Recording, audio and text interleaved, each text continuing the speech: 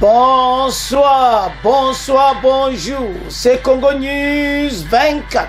Bande Konanga, comme toujours avant de commencer notre émission, nous disons merci à Dieu. Nous disons merci à nos chers abonnés et téléspectateurs qui nous suivent partout dans le monde et en RDC. Bande Konanga, soyez les bienvenus. À la une, chers téléspectateurs, on va commencer cette émission Bandeko avec Ban Oye Salami Naituri. Bandeko zo salabatu somo.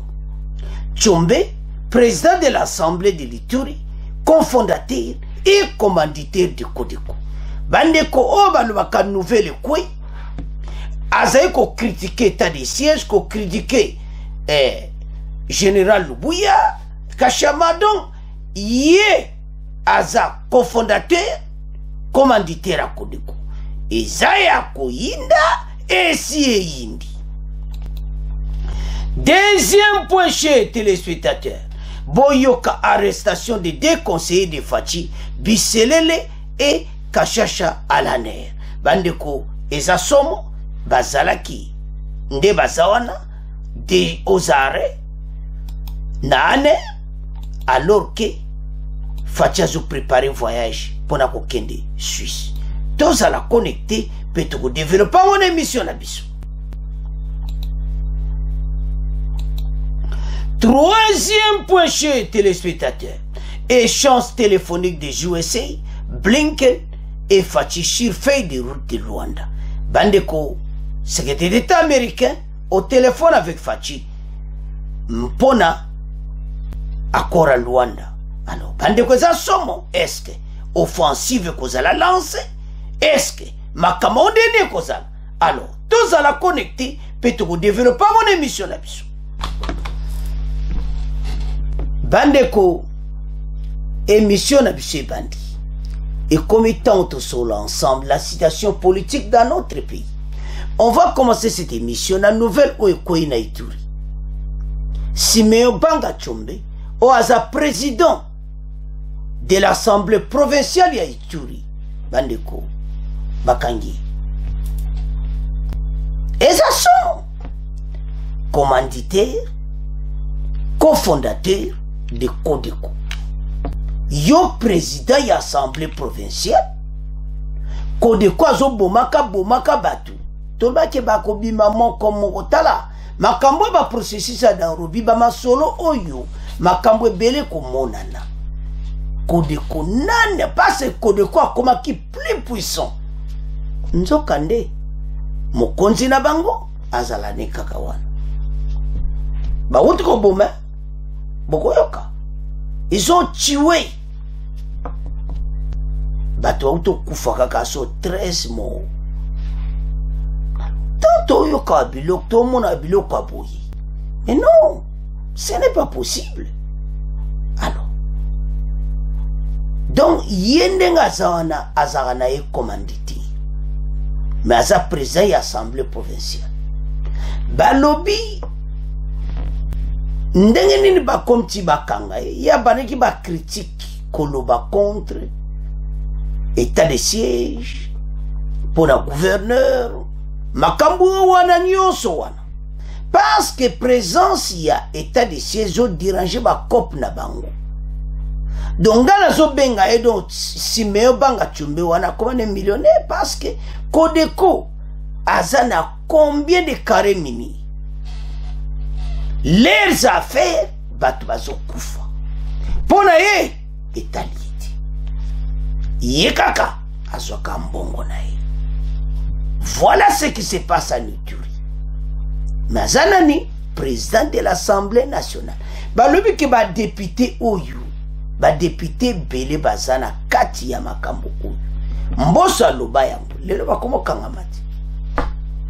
Comment yo mutoza député provincial et puis oza président de l'Assemblée provinciale. Jusqu'à ce que ba réunion à Kodeko et salamaka na résidence na ye. Alors, akoma kina ba sorti makamusa kumkoloba ba momba timbeli balandeli ti ba ekokangai Après vérification, il est le cofondateur et commanditaire de Codeco. Ngala zobenga kumane ba millionnaire, ba or, ba boula, ba kolta kuna. Donc parmi bateau, ba simbi, ba kamba carré mini, de c'est parce que tout l'andaka inspection, mon ko tout l'andaka makamoto pesa en émission, Codeco azana ba carré mini à kusakana. Ozoka guerre à l'est. Bazo sacrifier bandeko.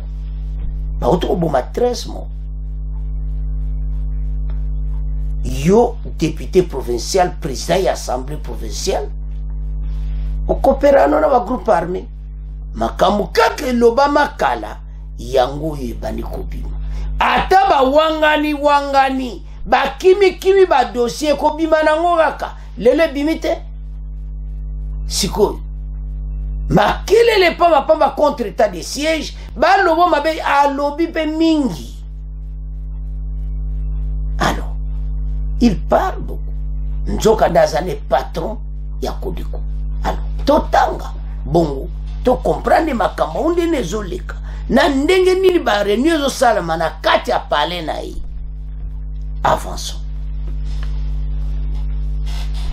Bandeko za pasi mboka na biso. Tchombe, président de l'Assemblée provinciale de lecture, cofondateur, commanditaire de Codeco. Donc, sozo tala biloko zo mono lobia bato yo non. Bandeko, ezo sala mawa. Parce que bato ba koufi déjà combien? Tanto tala biloko yo. Ozo mona clairement que ezo sala mawa. Alors que, qu'on décompte une 50aine de morts, dans moins d'une semaine en Ituri, province sous état de siège, une mesure de sécurité spéciale décrétée depuis mai 2021 par le président Tshisekedi. Bandeko, message Ekobima était Tata Oyo Asaka Mokonzi na bango. L'armée accuse le président de l'Assemblée provinciale Siméon Tchombe d'être l'instigateur et le commanditaire principal de Codeco, les principaux auteurs de massacres en Syrie dans cette partie du pays. C'est une révélation accablante. Oui, parce que on dit matin que yemuta sala makambo wana. Alors, tanto otala makambo yo nzambe. Donc zomona clairement était bateau bazamabe. Donc mutazawana Yé azo vivre balana parce que ba Codeco est comme un business à groupe mini, ba comme un groupe armé oui. Ah. Bon. Et là sommes, avançons. Selon le porte-parole de FARDC, des forces armées de la République démocratique du Congo en Ituri, le lieutenant-colonel Jules Ngongo Bozomo Nawana, le président de l'organe délibérant de l'Ituri est non seulement le cofondateur de la milice Codeco, coopérative pour le développement du Congo, mais surtout, a-t-il affirmé, toutes les attaques de cette milice se planifient dans sa résidence. Il y a quelqu'un qui doit se taire et avoir honte de tenir de tels propos. C'est bien lui. Dans la mémoire collective des Ituriens, M. Siméon, c'est un élément déclencheur des hostilités en territoire de Djougou. D'aucuns ignorent là où il est né. C'est le berceau de Codeco parce qu'aujourd'hui, tout le peuple iturien sait que l'honorable Siméon Tchombe, on peut dire même cofondateur, c'est dans sa résidence que tout se planifie. Affirme-t-on ferme les porte-parole de l'armée régulière. Bandeko, Jingonga Lobia, Mutu nyonso e yeba nango eza populaire que ba planification nyonso ezo sama na ndaku ya Tchombe. Non, ce n'est pas possible. Jules Ngongo a aussi soutenu que l'administrateur militaire en place depuis plus d'une année répare les dégâts qu'aurait causé le président de l'Assemblée provinciale et sa famille berceau de la Codeco. Pendant ce temps, nous prenons le peuple iturien en témoin. Bandeko, ezo salapasi. Parce que peuple oyo azo souffrir mais ba konzi moto bazo salam. Alors les victimes sont les vivantes. Il n'a pas de leçon à donner au peuple Ituri. Au moins nous avons eu la chance d'être injuriés aujourd'hui parce que nous faisons notre mission avec l'objectivité, mais les autres, les victimes, qui n'ont pas eu la chance d'être injuriés, elles ont été tuées, massacrées, leurs corps ont été profanés, qui sont auteurs. Ce sont ses frères. Là au moins, c'est une vérité, une personne ici en Ituri ne peut contredire, a-t-il martelé. Balobi en Ituri, jamais motomoko akoki ko liwanga la likambo oyo. Donc tata oyo azana ye commanditaire. Donc abandane makambo oyo banda kala contre donc azane mutakodeko azolo banaye do idio wano ya moni botala sota to mona biloko abuyi bandeko eza pena propriété ya za président ya assemblée na provinciale ya Ituri mais azo diriger Kodeko. Est-ce que tu comprends makambo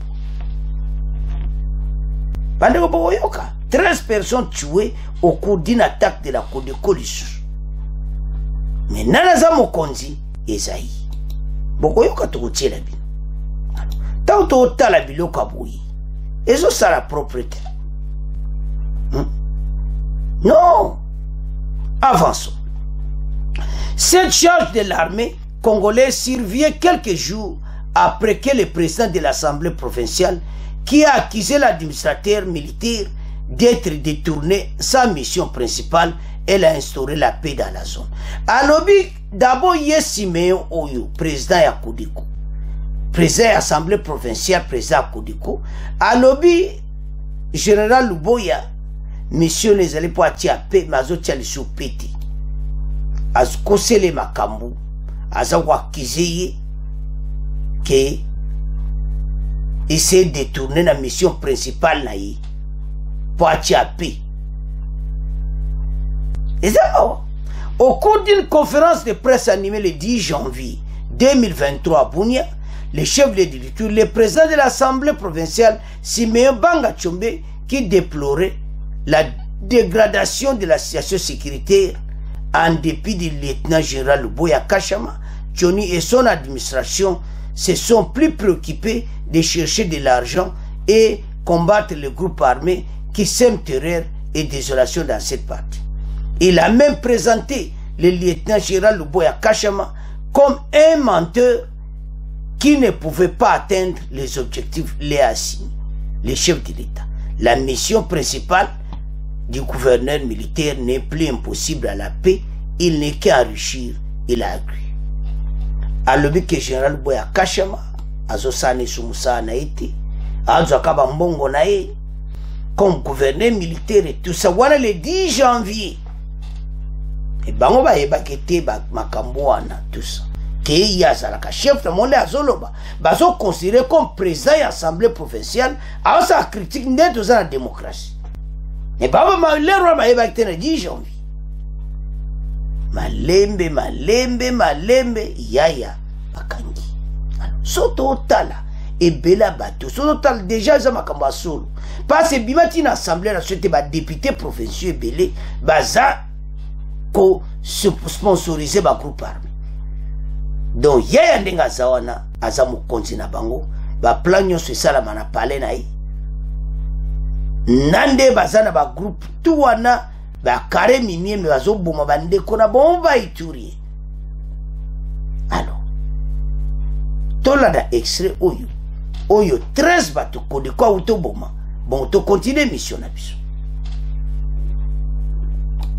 Ndeko ezo salama wa autant to tala biloka boy. Avançons. Tolanda.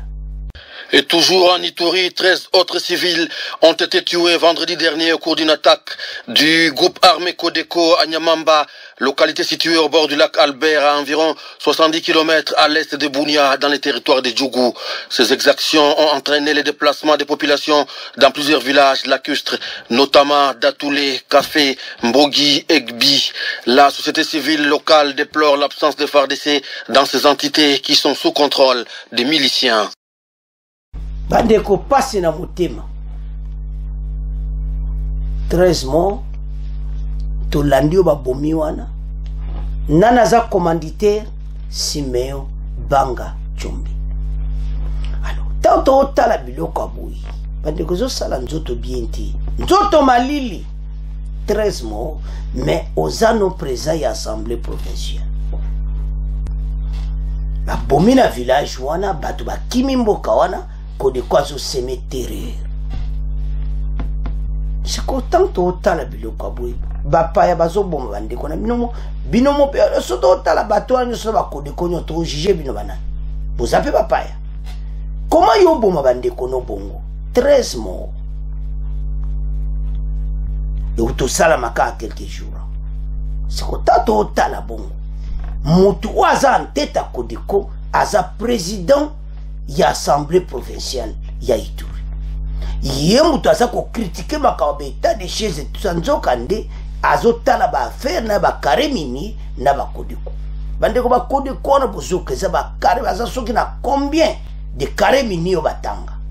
Combien o ekatsaka frontière batekela ngo wapi. Makambo tozoluka armée et koma makasi yango wana. Place bazala ki FARDC azala ki te côté wana. Donc, ça a toujours un problème effectif. Ensuite, on a dit que place où on a fait ça, ça l'a quitté, c'est faire de ça, il y a pour la Koboma, Kotia loi, bateau yo, Kobengana Codeco. Abandakala, c'est pas Koka Codeco. Ba Codeco, on a bandeko, sozo, Kabakoma penda armée. Soko zo kame 1-23 zo bundana ba groupe armé. Et ça m'a kama osaganate. Alors, tant totala biloko yo, totala ndeni mboke zo kende, ba Congolais, tout ça na ba situation plus difficile. Ba kondi bolandi wana. Comment les pays est tellement infiltré et manipulé? Comment un président de l'Assemblée provinciale a zo boma bato? Parce que c'est lui le commanditaire, c'est lui le cofondateur des miliciens Codeco. Population à Yebi. Il fallait qu'il y ait ça secret. Donc, Azak Abomaka. Tolandiwana. Peuple msou a Katila Kalbe, baki au service na Uganda. C'est que c'est total la biloko wana.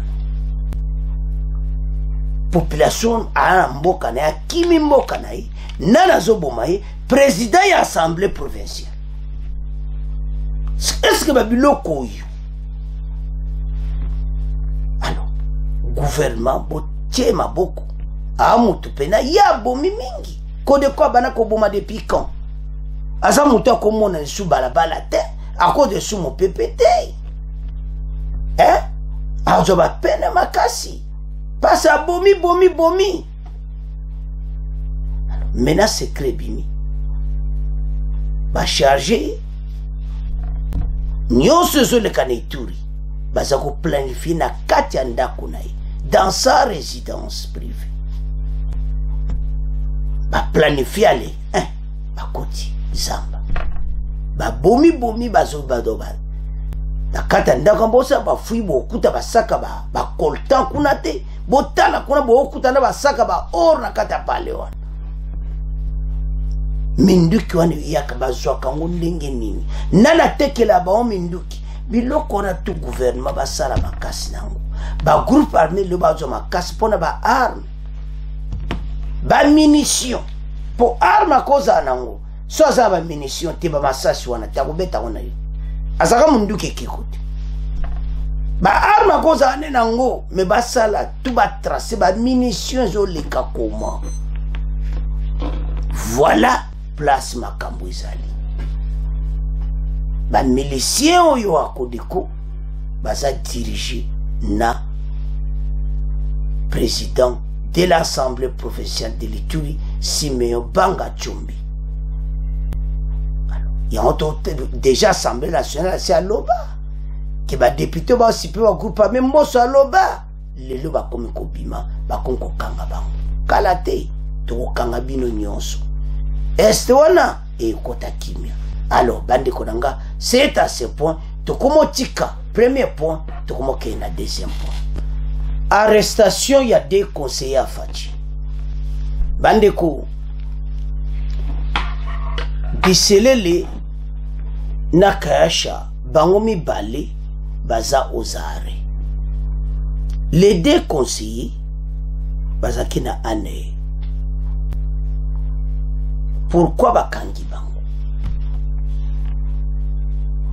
Balobi motif ti, mais selon ndenge tokotanga to comprendre to yebieti Biselele a été à salaki interview na Foka o azali les Camerounais sala be mission na e alors a dévoilé ki ba contrat wana o salamaki ya Fachina Kagame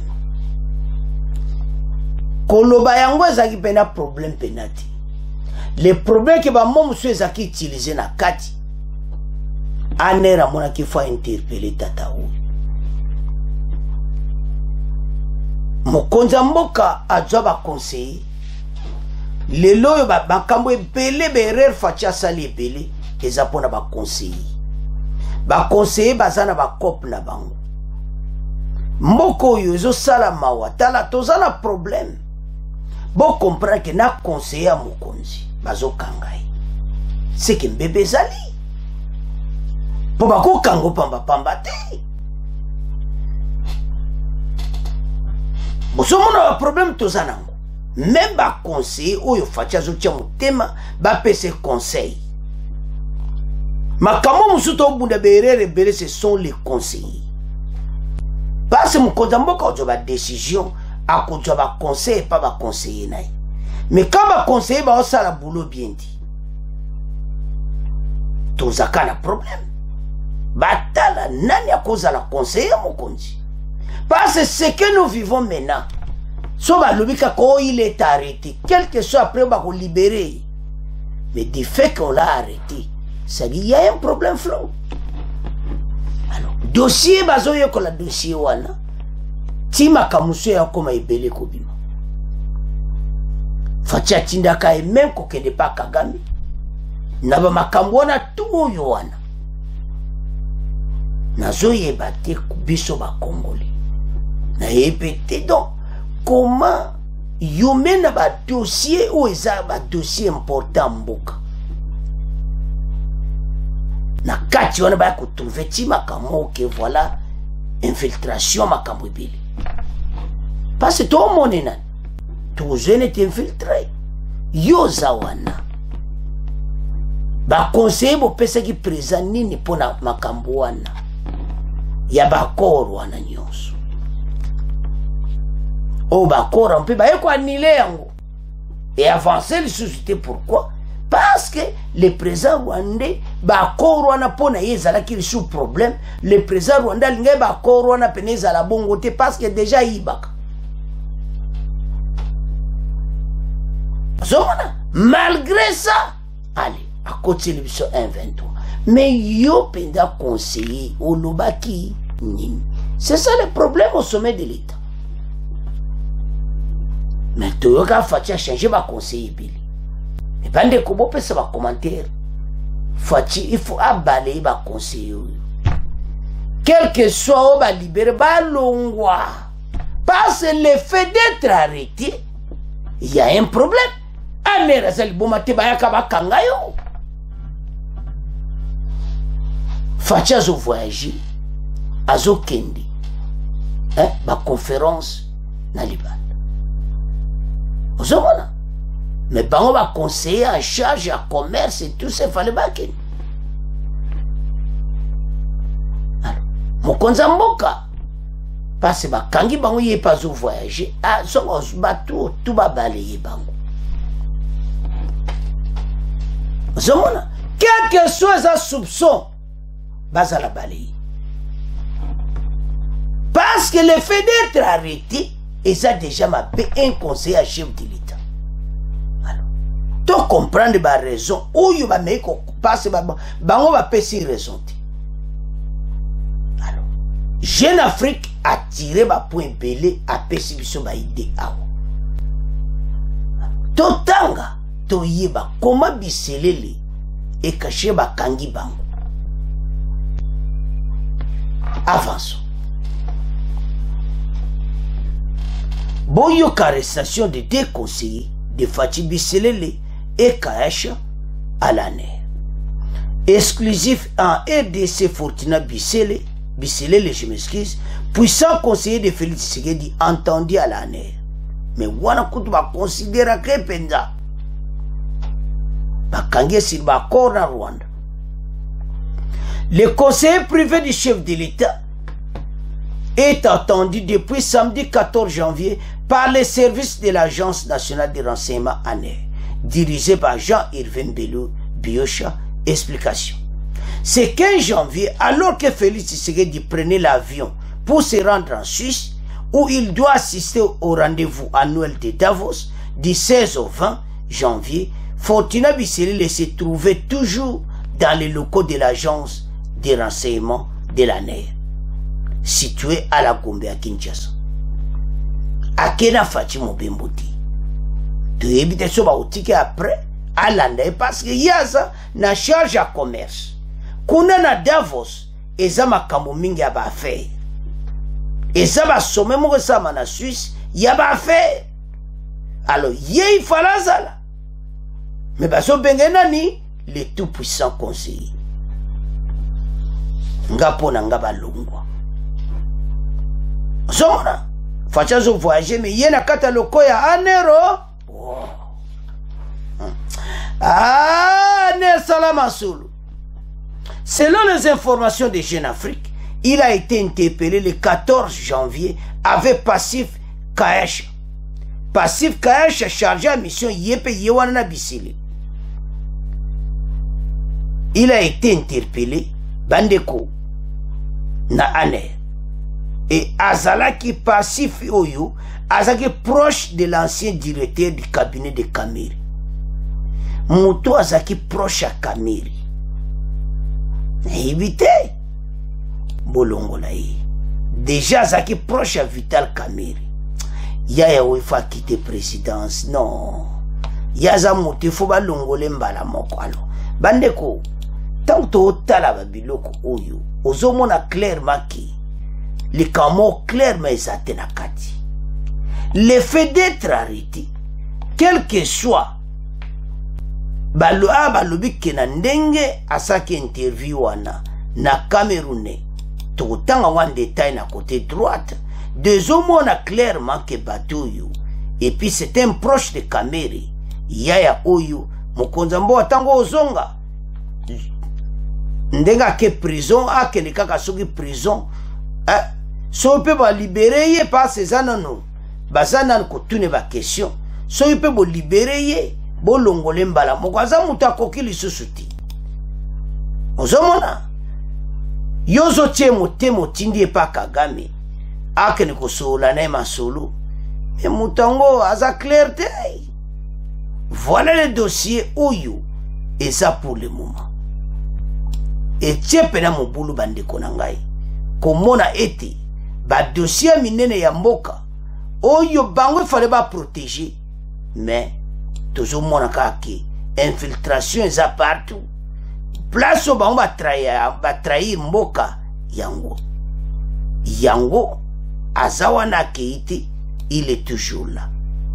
Avançons. Cependant, les raisons de ces interventions ne sont pas connues. L'on peut noter qu'elles interviennent quelques jours après la sortie médiatique de Biselele qu'il avait révélé les propositions de Félix Tshisekedi à son homologue rwandais en vue de garantir la paix et la sécurité. Selon Aner, ndenge bamiko expliquer bandeko oyo balobi ete na ndenge asaki interview wana ko développer basolo oyo Fatia solo la kina président rwandais alors interpellé mais nga pona ngai même eza bongo le fait d'être interpellé aza moto akoki lisuku kozala conseiller ya mokonzi te il ne peut plus ezomona clairement kozala te parce que yo oza moto baza kotinda yo pa Kagame pe parce que oza conseiller en matière à commerce siko yo conseil lungo pesa fachi onoyebse carrément ki tata oyo tokosaba accord na yete mais vous avez laissé ça et salama mais lelo za oza maboko ane alors bandeko nde bozomona ye wana il n'a pas encore voyagé à Davos parce que azaki na ane mais d'autres sous bazolo ki ba libérer mais pona biso akendi aza mutu akoki lisuku kozala conseiller ya mokonzi ya mboka te nasi bandeko ebele mpe baza d'accord na ngai parce que ce n'est pas possible ozomona alors bandeko ntango toolanda makambo oyo donc ozomona ka clairement ke eza pena propriété alors tomeka kodévelopper tolandi nga nazomona te koma kozala sous conseil bakongole nyonso balobaki Faci balaye baconseiller wana nyonso batio na berere makambo ebele baye wana ka mpona leur propre intérêt bazotala intérêt ya RDC. Ils ne savent pas leur rôle à jouer bayebi te que l'erreur qu'ils vont commise ces erreurs ekoya na moto ya bakongole souffrance ya RDC. Tant que conseiller mokonzi mboka mabe tokozaka na problème na mboka na biso. Donc la meilleure solution batwana tout libanda so va conseiller mosusu. Je ne sais pas ce qu'on s'est abîmé dans l'année parce que ma source m'a toujours rebellé. Mon sur les réseaux sociaux m'a tikié. Oh non, ok, Alandi Fatite. Il fallait écouter Alanda Fatina Davos. Non. À Kendeti. Parce qu'il y a un conseil en matière, il fallait ça la kuna. Vous avez Davos, c'est pas où ma mingi économie et ça. À Kokiti. Déjà ma kamba président rwandais bon quand on voit président rwandais ayebi comment kozwa même ba conseiller mokonzi ayebi comment kozwa batwande parce que la plupart batwande bazana ba lien moko ya ba rwandais la majorité batumusu parce que yoza vrai congolais akozwa nga comment azwa kandi konae ou bien bazana ba contact moko. Le fait d'être arrêté, ils ont déjà mabé. So, et mokonzi, oza conseiller à mokonzi, faut battre la mokonzi. Yawa salanga mawa, Faci, azo bunda na ba komba, azo bunda na ba kabwe bele, même ba conseiller wazaki na bango bazaki malamuti. Mais, nzamba za toujours na contrôle, azo battre la Faci na makamuta osala, eza ko avancer. Mais tous en espoir était tant makambo tezo bima eza pour bateau tout bas à la balaye. Alors bande konanga les deux conseillers à l'année tu y va suite nango tu peux sabina après s'ils sont libérés ou pas alors mais décision bon peut ça va commentaire balongo la bango alors bande konanga c'est à ce point tu tiki deuxième point tu comment que le troisième point bande ko Kambo oyo ekomi minene. Ultimatum ya M23 délai nangweza le 15. C'est dimanche. Faci azalaki na conversation téléphonique na ba américain. Selon accord à Luanda, bango nyonso nde bazawana ba quitter ba territoire congolais ba rwandais wana nyonso le 15 janvier ba kozali soute ba kozana Savignon le 15 janvier beti batwa nan ba quitter le territoire congolais ti. Et maintenant lobby selon calendrier ya EAC il faut attaquer bateau par force le 15 janvier leki. Akora Luanda boko yoka bandiko na ngai. Bateau bazo commettre exaction ko sakana te. Bateau bazana kata tere ba osala oyo wana. Il faut bazala expulser. Alors, ma solo ezaki makasi fatina ba américain au téléphone na Blinken. Parce que délai cookie, il faut bateau ba quitter. Alors, le président américain, parce que dès les années 15, accord à Luanda de lobby, avant les 15, Bango Nyonso va quitter le territoire congolais. Les territoires occupés, je m'excuse. Bakene wapi na Savignon. Mais là, on y bateau va saler avant les 15. Baké komi pesa na processus à Nairobi. Mais bien boké komi pesa, nan bo quitter ba territoire. Problème est important, bo quitter nan ba territoire Nyonso.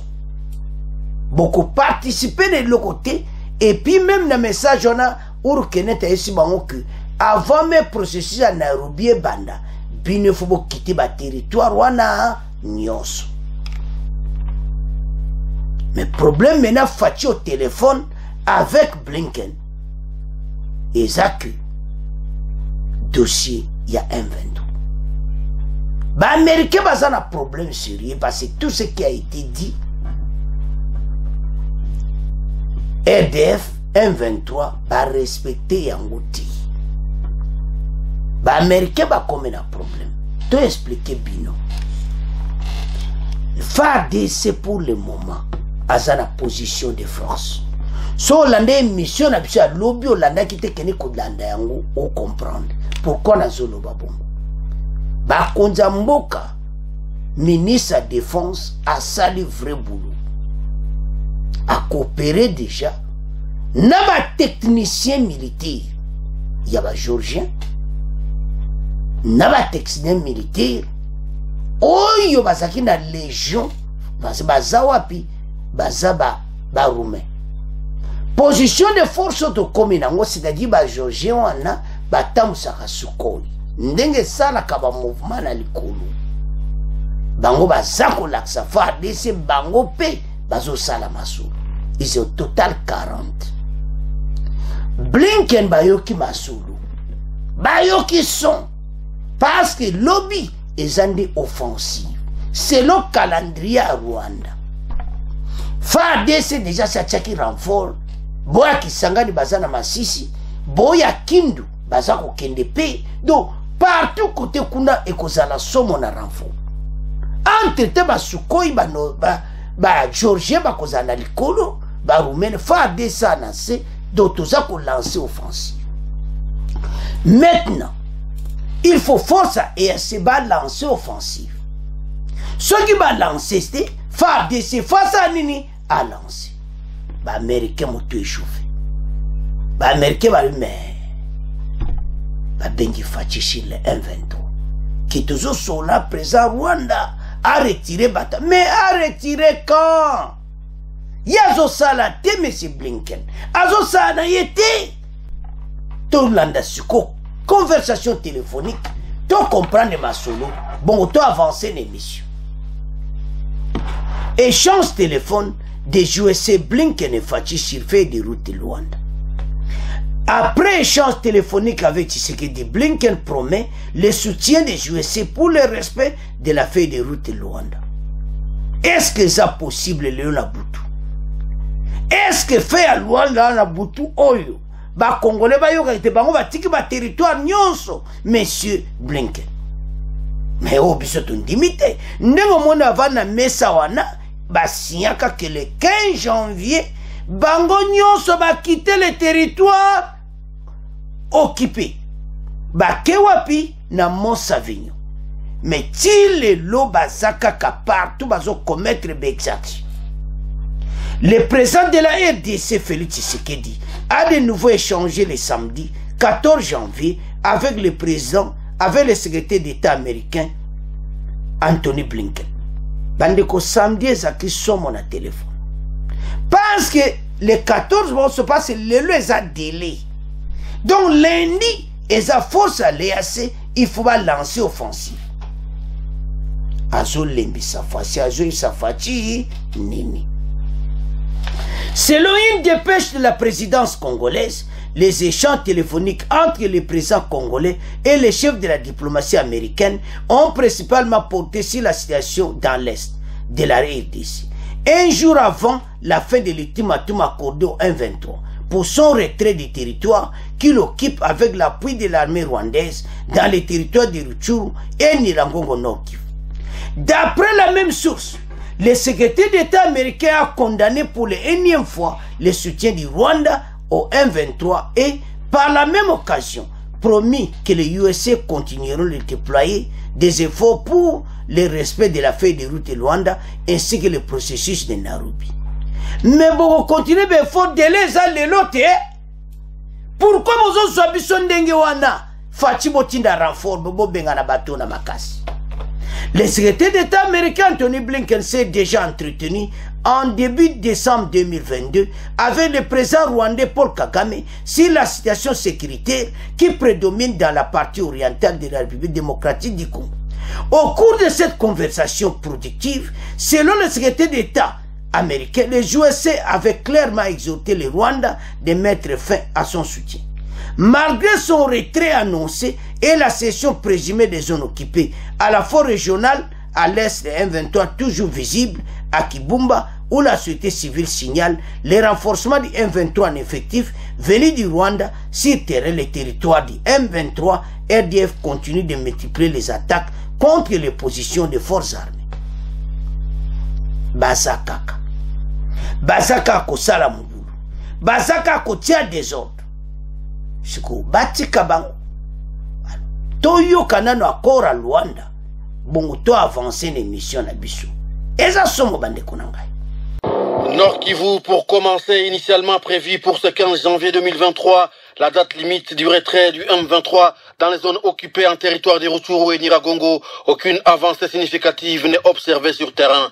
Constat fait par plusieurs acteurs sociopolitiques en province qui dénoncent la violation des recommandations issues de la feuille de route de Luanda. Le M23 devrait à ce jour du 15 janvier s'être replié dans ses positions initiales de Sabinyo et Tchanzu, côté congolais, à la frontière entre la RDC et l'Ouganda. Le point avec vous, Sifa Maguru. Pour la société civile thématique bonne gouvernance, à l'expiration de ces délais ce dimanche 15 janvier, il s'observe que les M23 ne s'est toujours pas retiré des positions qu'il occupe à part un retrait qualifié de façade par un acteur de la société civile sur quelques positions, notamment Kibumba et Rumangabo. La société civile souhaite que, dès ce lundi 16 janvier, les chefs d'État de l'EAC instruisent la force régionale d'appuyer les FARDC pour qu'une offensive soit déclenchée contre l'M23 en vue d'obliger ces mouvements rebelles de retourner dans ses positions initiales. Rappelons que suivant les recommandations de la feuille de route du 23 novembre 2022 à Luanda, la M23 devrait à ce jour du 15 janvier se retirer de toutes ses positions conquises pour se replier vers les villages entre autres Mbuzi, Nkokwe et Sabinyo. De son côté, la force régionale devrait déjà se déployer à Bunagana, Rutshuru et Kiwanja avant la reprise des consultations politiques entre le gouvernement et les groupes armés. Nord Kivu, encore une accalmie précaire est toujours observée ce dimanche matin sur toutes les lignes de front en territoire de Rutshuru, même si la situation reste incertaine. Certaines sources locales en groupement Binza signalent un mouvement des éléments du M23 qui auraient quitté Nyamilima pour se concentrer vers Kisharo, au sud, sans autre précision. Cependant, dans la cité de Kiwanja, la population dit observer ce dimanche matin des colonnes de rebelles, visiblement en patrouille, mais personne ne sait pour quel objectif, indiquent nos sources. En revanche, dans le groupement Tongo et Rugari, la population s'inquiète toujours des exactions commises par ces rebelles. Les fonctionnaires délégués adjoints du gouverneur Abambo appellent l'ONU à travers la MONUSCO, l'UE, l'EAC et d'autres instances à s'impliquer pour faire cesser ces massacres contre les civils non armés par le M23. Isaac Kibira explique.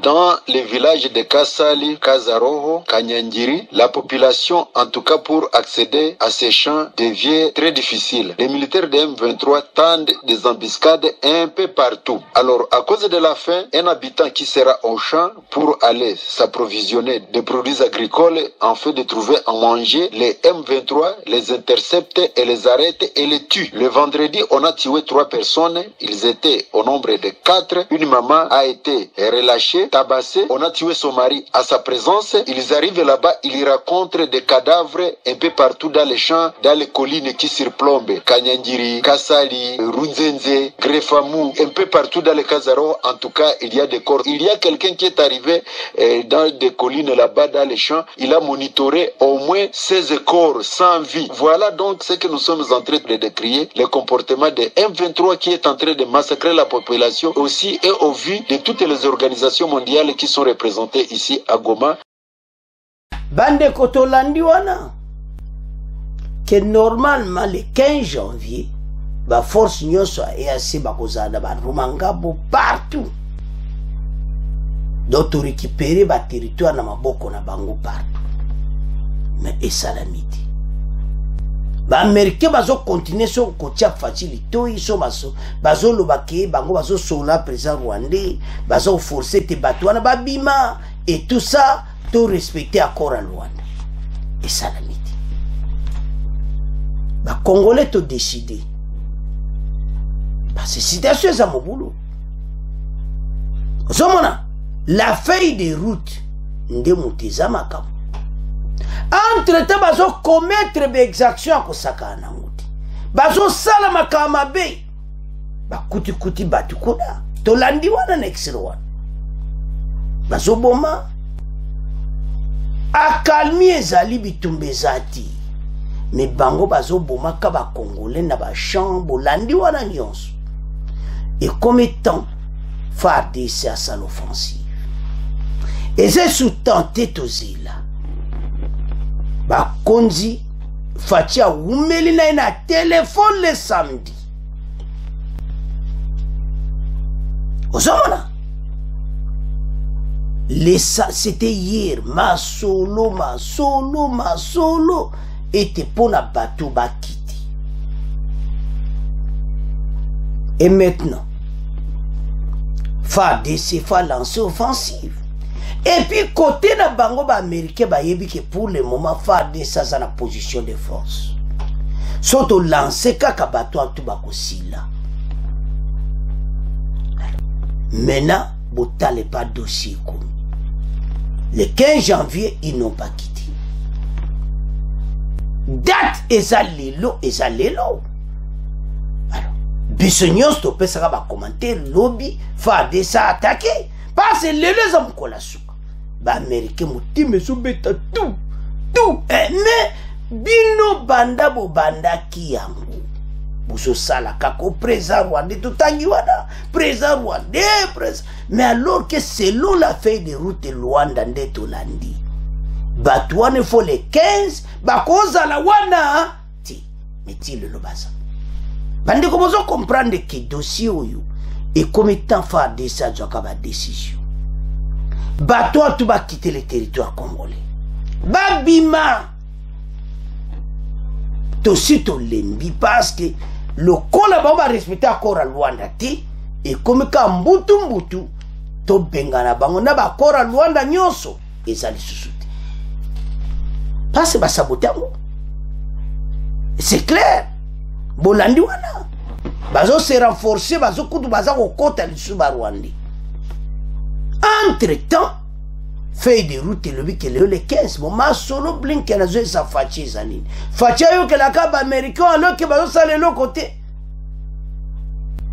FARDC bo attaque mais ndé na zo mona ke ze suka la terre parce ba okite kana makasi ata ba américain ba tshelo litoyo na o président Rwanda bato ba okende te ata kuti o complot bo été na ndenge to yebeli bango 123 bako kite na bango ti bako kite wana kaka soki ba beti bango masasi wana bango ba kite tala problème tozana situation za mobulu bande Tant tala makambabou, ça fait mal. Quand on voit ce qui se passe, et comme étant où. Bande koto telema. Pas cette situation est à mon boulot. Ozomona. Donc, ceux qui n'ont tala makambo nyonso na tala bia. Non, non. Tala.